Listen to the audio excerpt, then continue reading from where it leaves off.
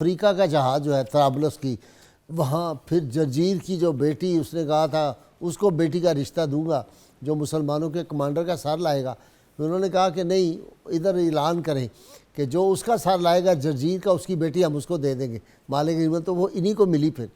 اور دوسرا وہ کیا تھا کہ جب یہ سجدے میں جاتے، اتنا لمبا سجدہ ہوتا تو پرندے آ کے بیٹھے ہوتے، وہ سمجھے یہ دیوار ہے کوئی. جی، یہ آپ کے عبادت کا زہد و تقوی تو بے مثال ہے. میں ایک عرض کر دوں کہ آپ کے والد گرامی قدر حضرت زبیر بن عوام رضی اللہ عنہ، جب ان کا شہادت کا مسئلہ ہوا ہے تو اس وقت وہ 22 لاکھ درہم کے مقروض تھے.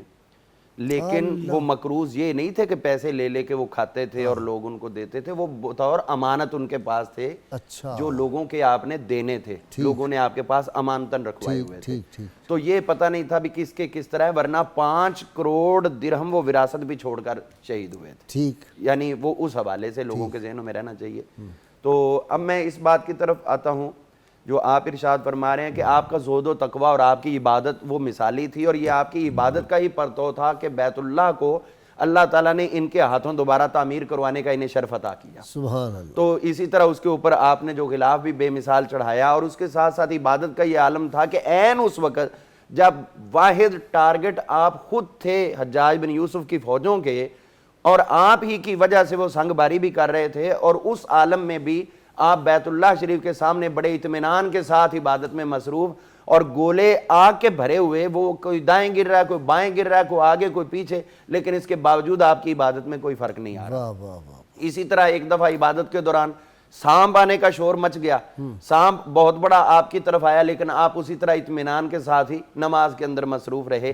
یہ آپ کی عبادت میں. اور جو آپ رکوع اتنا لمبا کرتے، سجدہ اتنا لمبا، کوئی حرکت نہیں ہے، بے جان جسم کی طرح لگتے کہ چڑیاں آپ کو دیوار کا حصہ سمجھ کر آپ کے جسم کے اوپر بیٹھی رہتی ہیں، اور بلکہ بعض جو ہے نا وہ اپنے تنکے بھی لے آتی گھونسلہ بنانے کے لیے. تو یعنی جس طرح ابھی حضرت نے ذکر کیا 6.5 پارے جو ہیں وہ ایک رکوع اور سجدے کے عالم میں، تو بہت لمبا ٹائم گزر جاتا ہے. تو یہ بیت اللہ کا یہ بھی شرف ہے کہ ہمیشہ اس کے دیدار کے لیے پرندے آتے رہتے ہیں. انسان تو انسان ہے، پرندے بھی، ابابیل بھی صبح شام آتے ہیں. بالکل آتے ہیں اور طواف کرتے ہیں. اور یہ انہی کی نسل ہے، وہ ابابیل جو تھے. تو اس لیے میں کہتا ہوتا ہوں کہ ڈریں حکمران کہ ابابیل ہیں فضا میں. اور دوسرا آپ کا سب سے بڑا شرف یہ ہے کہ 16 سال کی عمر میں آپ فقیہ کی صورت میں اس وقت امت کے سامنے پیش ہو چکے تھے. صرف 16 برس کی عمر میں فقیہ امت بن چکے تھے. حضرت سیدنا عبداللہ بن زبیر رضی اللہ تعالیٰ عنہ، آپ کی جو طرابلس کے حوالے سے آپ نے بات فرمائی ہے. جی ایک کالر جی آپ کے علاقے سے کوئی سوال آپ سے پوچھنا چاہتے. جی السلام علیکم. جی گل صاحب السلام علیکم. جی محمد نعیم ساکی عرض کر رہا ہوں جی قصور سے. جی فرمائیے.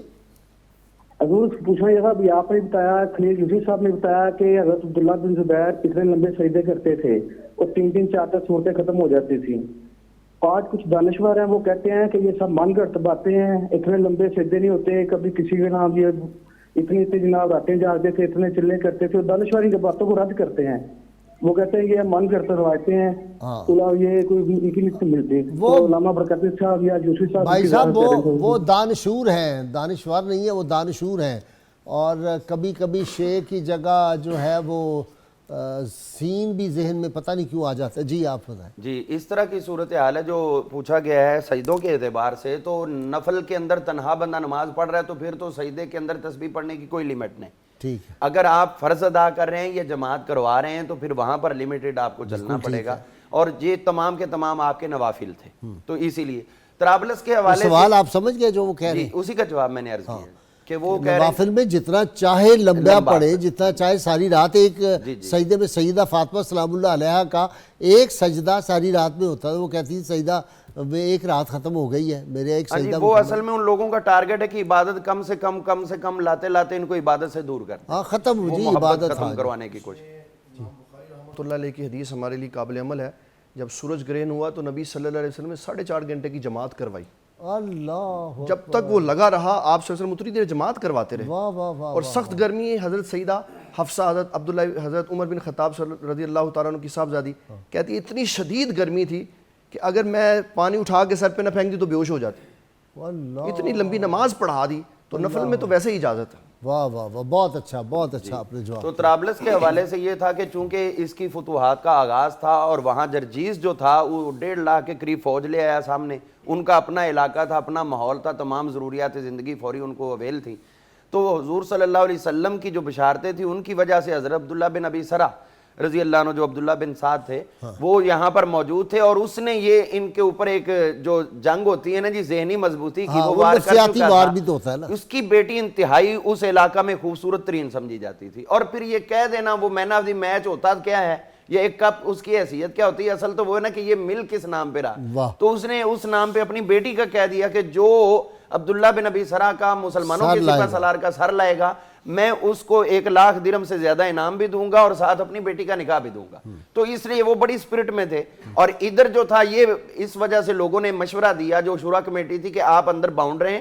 انہوں نے آپ کو ٹارگٹ کیا، اگر آپ شہید ہو گئے تو پھر مسلمانوں کے حوصلے پست ہو جائیں گے. اب پیچھے سے حضرت عبداللہ بن زبیر رضی اللہ عنہ جب حکومت لے کر پہنچے ہیں، عبداللہ بن عمر، عبداللہ بن زبیر، حضرت عبداللہ بن امام عباس، حسن، سیدنا امام حسین پاک رضی اللہ تعالیٰ عنہ، یہ تمام آئے. تو حضرت عبداللہ بن زبیر نے 1-2 دفعہ جنگ کی اور اس کی اسٹریٹجی آپ نے دی نہیں جا کر کہ ہم آدھا دن جنگ کریں گے، ان کو لے آئیں گے اس سٹیج پر کہ مسلمان جی صرف اتنی دیر جنگ لڑتے اس کے بعد نہیں لڑتے، پھر اگلا بار ہم کریں گے. لیکن آپ کیوں نہیں نکل رہے سپہ سالار صاحب باہر؟ انہوں نے کہا ادھر تو یہ اعلان ہوا. تو انہوں نے کہا اس کا تو توڑ ہے کیا. وہ کہنے لگے کہ ادھر یہ بات آپ نے سنانی ہے. کالر ہے جی، السلام علیکم. وعلیکم السلام. حضور فہیم قریشی لاہور سے عرض کر رہا ہوں جی جناب. قریشی صاحب فرمائیں جناب. وہ ایک تو برکاتی صاحب سے سوال ہے کہ جس طرح جوان ہوئے، بچے تھے جوان ہوئے اور آخری ایام تک آپ نے مجاہدانہ حضرت عبداللہ بن زبیر رضی اللہ تعالیٰ عنہ نے اپنی صلاحیتیں پیش کی. آج کے نوجوانوں کو کس طریقے سے یہ ان کا طرز اپنانا چاہیے؟ اور دوسرا سوال ہے جی یوسفی صاحب سے کہ آپ کے والدین پاک، آپ کی والدہ پاک، وہ بھی مجاہدہ تھی اور مجاہد تھے. تو ہمارے بزرگوں کو اور آئندہ نسلوں کو کس طریقہ کار کو کرنا چاہیے کہ ہماری نسلوں میں جو ہے نا مجاہدانہ صلاحیتیں پیدا ہوں؟ ٹھیک ہے جی، یہ اس کا جواب آپ دیں گے کہ وہ مائیں بھی مجاہدہ تھیں تو کس طرح نسل جو ہے وہ مجاہد تیار ہو. مجاہد اس کا جواب دے گا، تو آپ مکمل کریں اس بات کو. جی میں وہ بات مکمل کرنے کے جواب کی طرف آتا ہوں. تو وہ انہوں نے نفسیاتی جنگ لڑی، یہ پہنچ گئے، انہوں نے کہا اس کا حل میں بتاتا ہوں. جی جرجیز کا جو ان کا سپہ سالار ہے جو اس کا سر لائے گا، اس کی بیٹی کا نکاح اس سے کیا جائے گا اور ساتھ میں اس کو ڈبل پیسے بھی دیے جائیں گے نا. تو پھر جب اس کو پتہ چلا تو گھبرا گیا بھی یہ کیا، یہ وار میری طرف آ گیا. پھر وہ یہی ہوتا رہا، کئی دن تک صرف نصف دن تک جنگ لڑتے رہے. پھر جب فائنل کرنے کا ٹائم آیا آپ نے فرمایا اب میرا مشورہ یہ، آدھی فوج میں پیچھے لے کے جاتا ہوں، آپ اتنا ٹائم لڑو، اس کے بعد یہ سمجھیں گے کہ اب جب ختم ہوگی یہ واپس چلے جائیں گے تو میں ادھر حملہ کروں گا. تو ایسے ہی ہوا، جب وہ واپس گئے انہوں نے تیزی سے حملہ کیا اور آپ کی جرت اور تیزی بہادری کی وجہ سے اللہ تعالیٰ نے وہیں پر وہ طرابلس آپ کے حق میں فتح فرما دیا. یہ آپ کی ایک جنگی اسٹریٹجی تھی. اور پھر اس کی وہی حسینہ جو تھی وہ ان کی زوجہ بن